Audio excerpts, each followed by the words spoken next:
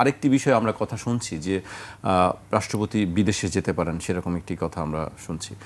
আপনার কাছে কি মনে হয় বিদেশে কেউ বলছে যে বিদেশে যেতে দেওয়া উচিত হবে, আবার কেউ বলছে উচিত হবে না। আপনার কাছে কি মনে হয় এই সংশয়ের কেন, বিদেশে গেলে কি হবে? না, এটাতে আসলে বাতাসে তো অনেক কথাই রটে আর কি, তাই না? এখন উনি যদি তার স্বাস্থ্যগত কারণে, চিকিৎসার কারণে বিদেশে যেতে চান, সেটা যেতেই পারেন। সেটা নিয়ে আসলে আমিও কিছু জানি না। আসলে এগুলো একটা ধোঁয়াশা। অনেকে অনেক ধরনের কথা বলছে, উনি বিদেশে চলে যাবে, বিদেশে যে আর আসবে না, ইত্যাদি ইত্যাদি। তো এগুলো আসলে এগুলা হচ্ছে পলিটিক্যাল স্টেটমেন্ট বা পলিটিক্যাল গসিপ বলতে পারেন আর কি। তো এখন কি হবে সেটা বলা মুশকিল।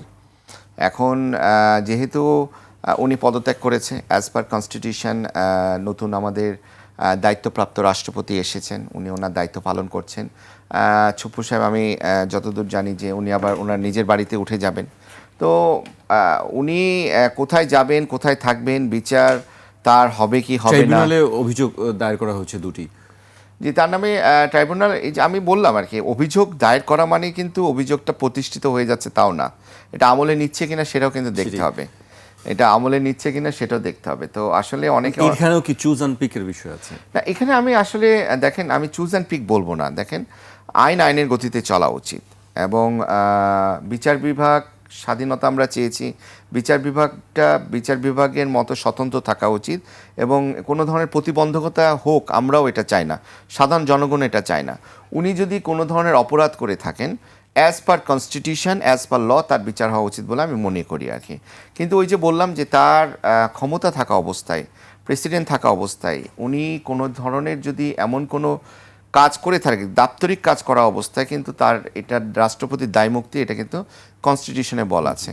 দেখেন, এত মানুষ মারা গেছে 5ই আগস্টে, আমরা সবাই মর্মাহত আর কি। কিন্তু এই যে পুলিশকে যে গুলি চালাতে বলা হলো, গুলি চালাতে বলাটা এটা কি রাষ্ট্রপতি বলেছে নাকি এটা স্বরাষ্ট্রমন্ত্রী বলেছে? বাংলা কিউআর যেখানে নগদ পেমেন্ট সেখানে। সারা দেশে 10 লাখেরও বেশি মার্চেন্টে নগদে পেমেন্ট করুন খুব সহজে। নাকি স্বরাষ্ট্রমন্ত্রী, প্রধানমন্ত্রী নির্দেশ পেয়ে বলেছে? এক্সিকিউটিভ কাজ তো তারা করছিল। রাষ্ট্রপতি তো আসলে রাষ্ট্রপতির ভূমিকা কী ছিল, বা রাষ্ট্রপতি বাংলাদেশে তো রাষ্ট্রপতি শাসিত সরকার না। আমরা দেখেছিলাম যখন প্রেসিডেন্ট এরশাদ ছিল তখন রাষ্ট্রপতি শাসিত ছিল, পরবর্তীতে 91-এ আবার পরিবর্তন হলো, তাই না? আমরা দেখেছি যে এখানে এক্সিকিউটিভ হেড হিসেবে প্রধানমন্ত্রী কিন্তু কাজ করে থাকে আর কি। সো এগুলো আমাদেরকে বুঝতে হবে আর কি। মানে আসলে অনেকে অনেক কথা বলবে, এই মানে কথার জন্য আমরা যদি গা ভাসাই দিই তাহলে হবে না আর কি। কতটুকু ধরা যায়, কতটুকু ধরতে হবে, কতটুকু দায় আছে, কতটুকু দায় মুক্তি আছে, সব কিছু আমাদের বুঝতে হবে। তবে আমি একটা কথা বারবার বলছি, উনি অতীতে যদি কোনো কর্মকাণ্ড করে থাকে, ঠিক আছে, এবং ওই অতীতের কর্মকাণ্ডে যদি তার এমন কিছু করে থাকে, ইলিগাল অ্যাক্টিভিটিস করে থাকে, উইথ ইল মোটিভ করে থাকে, তাহলে অবশ্যই তার বিচার হওয়া উচিত।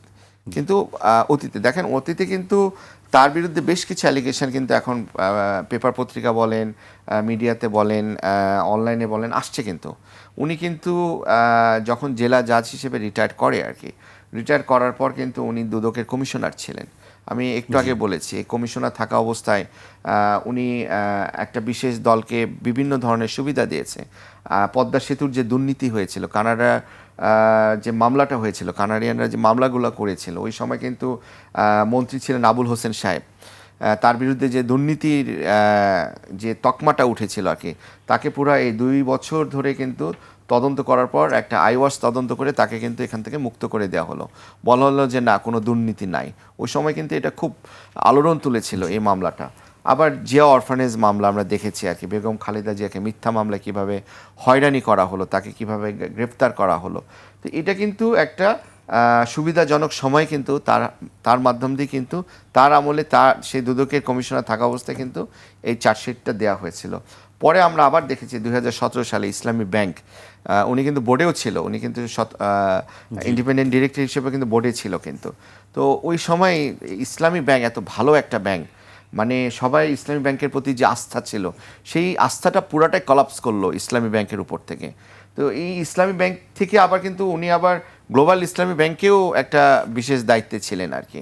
তো এইগুলা থেকে দায়মুক্তি হবে কিভাবে? এইগুলাতে তো আর দায়মুক্তি নাই আর কি। তো এটাতে যদি তার দায় থেকে থাকে তাহলে অবশ্যই তাহলে হওয়া হয়তো উচিত। তিনি আমার বিচারের কথা শুধুমাত্র উনি প্রেসিডেন্ট থাকা অবস্থায় যে অ্যাজ পার কনস্টিটিউশন দায়মুক্তি, সেখানে আমার একটা অভিমত যে এটা একটু খুব একটা সুবিধা না আর কি।